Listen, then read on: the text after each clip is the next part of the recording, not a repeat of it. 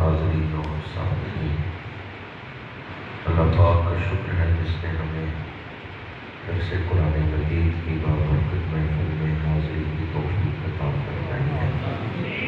آج ایک بابرکت موقع پر، عظیم الشان موقع پر اور انتہائی عظمت و برکتوں والے موقع پر درس قرآن انعقاد پذیر ہے۔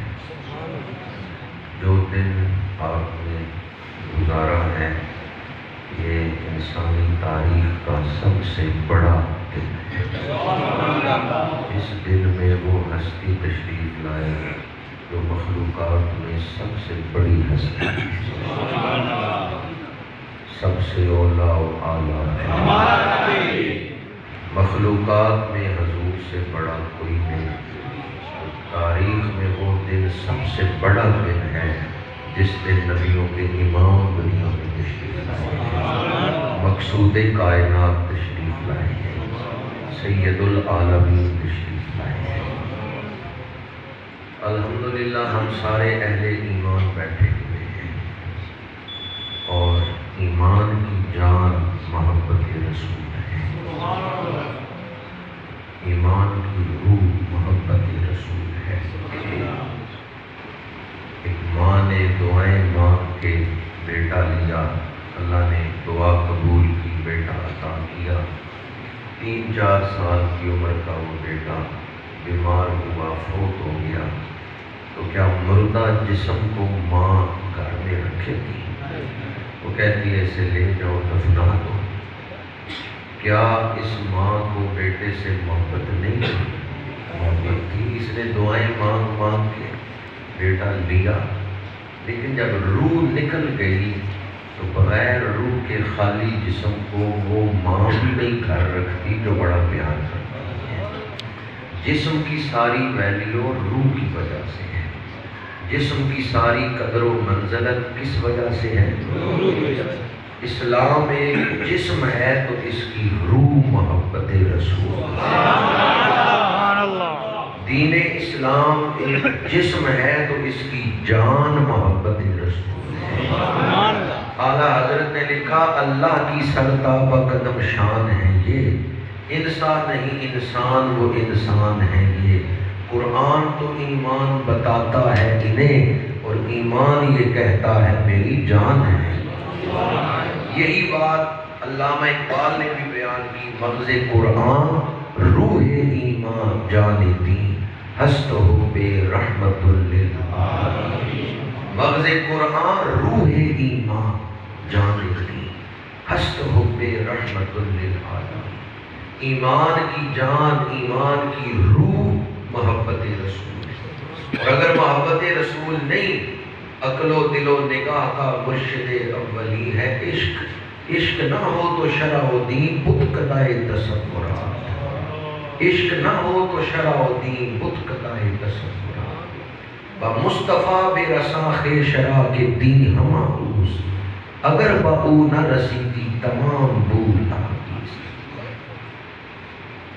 محبت کی ایک نشانی یہ ہے کہ محب محبوب سے نسبت رکھنے والی ہر چیز سے محبت کرتا ہے۔ وہ ان چیزوں کو دیکھتا ہے تو محبوب کی نسبت سے ہی دیکھتا ہے۔ حضور کے شہروں سے محبت، حضور کی سواریوں سے محبت، حضور کے لباس پاک سے محبت، مسجد نبوی سے محبت۔ آج جو دن آپ نے گزارا ہے اس کو بھی حضور کے ساتھ نسبت ہے، اور محب وہی ہے جو محبوب سے نسبت رکھنے والی چیزوں سے بھی محبت کرتا ہے۔ آج ایک نسبت والا دن آپ نے گزارا ہے، آمد مصطفیٰ کا دن، ظہور قدسی کا دن۔ یہ وہ دن ہے جس کا انتظار ہو رہا تھا، یہ وہ خاص گھڑیاں ہیں۔ آج صبح صادق کے وقت جب ظہور قدسی ہوا، قرآن پاک میں اللہ کریم نے اس لمحے کو احسان کے طور پہ بیان کیا ہے جس میں بعثت مصطفیٰ ہوئی ہے۔ لقد من اللہ علی المؤمنین اذ بعث فیہم رسولا، جس سہانی گھڑی چمکا پیدا کا چاند، اس دل افروز ساتھ پہ لاکھوں سلام۔ خطبہ کے دوران میں نے سورہ مائدہ آیت نمبر 15 کا پہلا حصہ تلاوت کرنے کا شرف حاصل کی ہے، جس میں اللہ کریم نے حضور کی آمد کو ہی بیان کیا ہے۔ یا اہل الکتاب قد جاءکم رسولنا، اے اہل کتاب تحقیق آ گیا تمہارے پاس ہمارا رسول۔ کن کو مخاطب کیا ہے؟ اہل کتاب، یہودی اور عیسائی، یہ اہل کتاب ہے۔ اللہ کریم نے ہمیں قرآن پاک میں مخاطب کیا ہے تو یا ایھا الذین آمنوا کہہ کے مخاطب کیا۔ قرآن پاک کی 99 آیتیں، 89 آیات کے اندر اللہ کریم نے یہ خطاب فرمایا، یا ایھا الذین آمنوا، اے ایمان، اس امت کو تو اے ایمان والوں کہہ کے بلایا ہے، یہودیوں اور عیسائیوں کو اہل کتاب کہہ کے بلایا ہے۔ حضور کی آمد کا ذکر کیا تو یہودیوں عیسائیوں کو کیوں مخاطب کیا؟ اے یہودیوں، اے عیسائیوں، ہمارا رسول تمہارے پاس آ گیا ہے۔ یہودیوں عیسائیوں کو اس لیے مخاطب کیا کہ وہ حضور کا انتظار کر رہے تھے،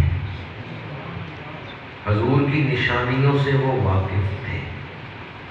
تو اللہ کریم نے فرمایا، اے اہل کتاب، جس رسول کا تم انتظار کر رہے تھے ہمارا وہ رسول تمہارے پاس آ گیا۔ وہ کیوں انتظار کر رہے تھے؟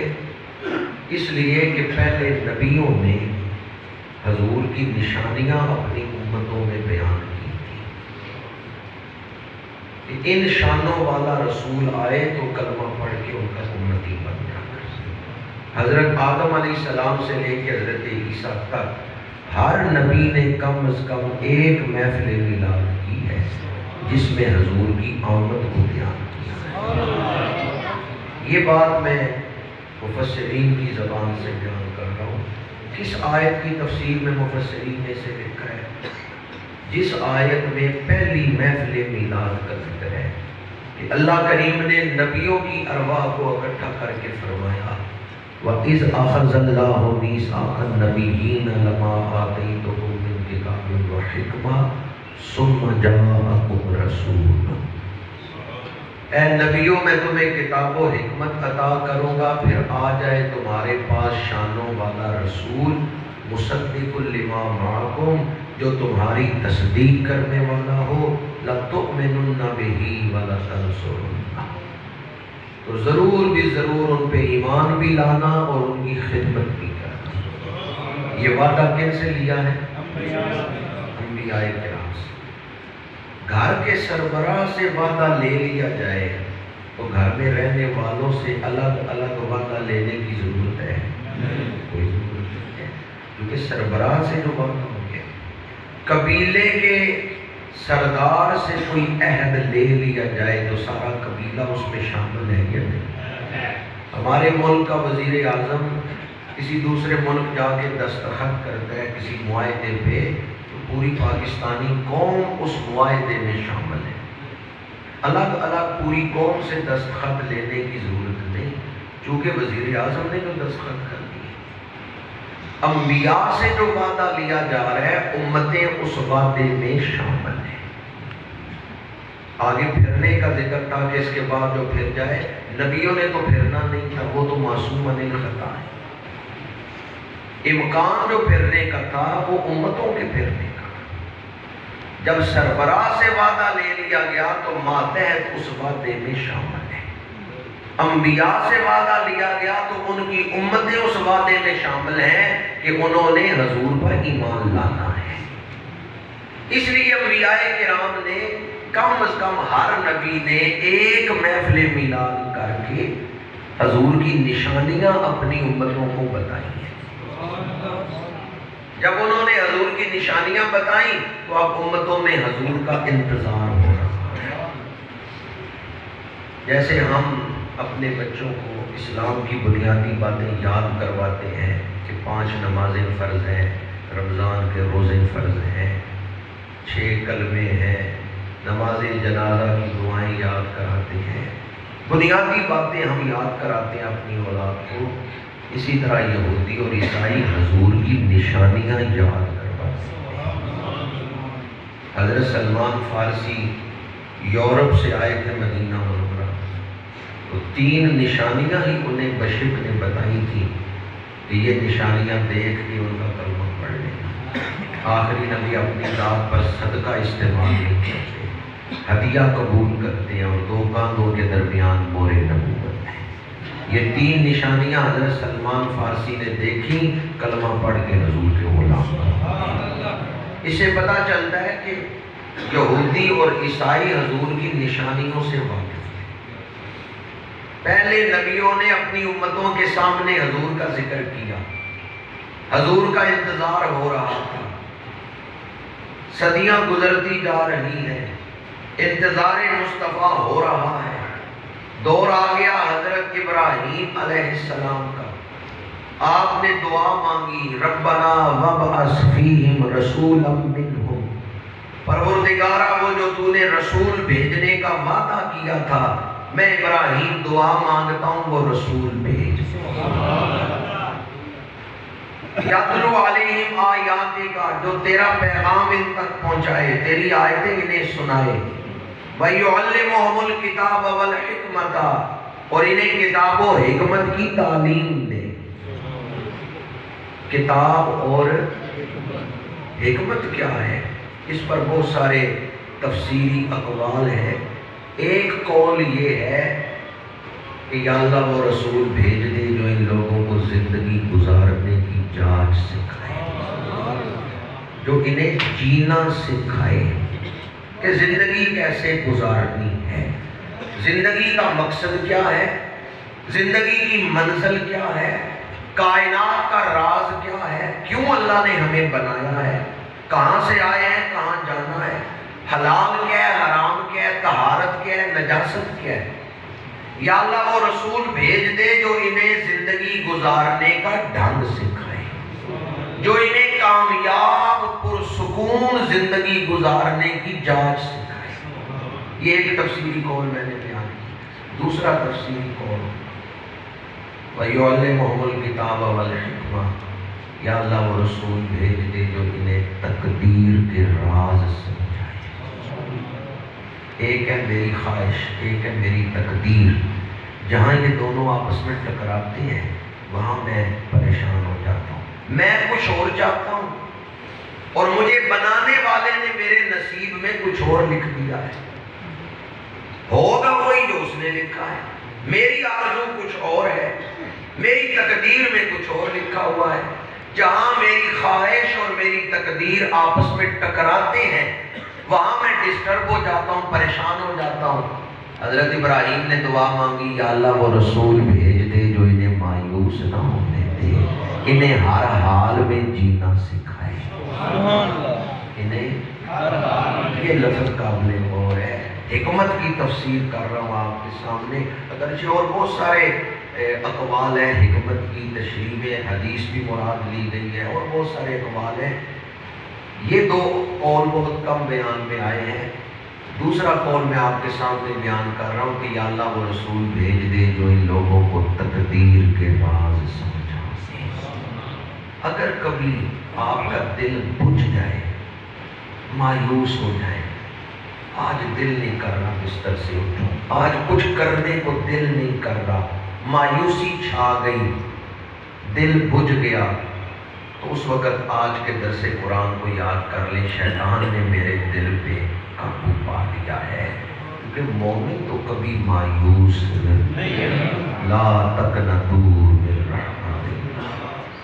ہم ہی دنیا میں نہیں، اللہ بھی ہے، ہم کیوں مایوس ہوں؟ ان اللہ علی کل شیء قدیر، فإن مع العسر یسرا، ان مع العسر یسرا۔ مومن کسی حال میں مایوس نہیں ہوتا۔ یا اللہ وہ رسول بھیج دے جو انہیں ہر حال میں جینا حدیث پاک ہے، میرے آقا کریم نے فرمایا مومن کی بھی عجب شان ہے، یہ ہر حال میں نفع میں ہی رہتا ہے، نعمت ملے تو شکرانہ کرتا ہے، غم آ جائے تو صبر کرتا ہے۔ تو حضور نے ہر حال میں جینا سکھایا ہی نہیں، نعمت ملے تو کیا کرتا ہے؟ یا اللہ تیرا شکر ہے تو نے نعمت دی ہے، شکرانہ کر لے تو بندہ تکبر میں نہیں مبتلا ہوگا، شکرانہ کر لے تو انا پرستی میں مبتلا نہیں ہوگا، کیونکہ جس نے نعمت دی ہے وہ نعمت واپس بھی لے سکتا ہے۔ تو جس کو یہ احساس ہو کہ جس نے نعمت دی ہے وہ واپس بھی لے سکتا ہے، نعمت ملنے پہ وہ بندہ تکبر میں مبتلا ہوگا، انا پرستی میں مبتلا ہوگا۔